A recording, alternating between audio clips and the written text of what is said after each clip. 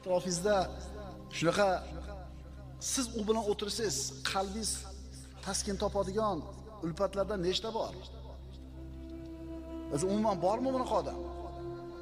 Shuning uchun aytiladi, holi seni Allohga chaqiradigan, so'zi senga Allohni eslatadigan insonni o'zingga do'st tut. Aqli rojih, qalbida sakinati bor odamni do'st tutsang, saodat topasan. Mo'min kishining saodatini, baxtini siri shunda. Shuning uchun mo'minlar o'tirishganda, bir-birini ko'rganda qalbida sakinat paydo bo'ladi. Ru'yatul ikhwan mazhabatun lil ahzan deyiladi hikmatda. Alloh yo'lida tanishgan, Alloh uchun do'st bo'lgan birodarlarni ko'rishlik g'am qayg'uni ketkazadigan narsa bo'ladi.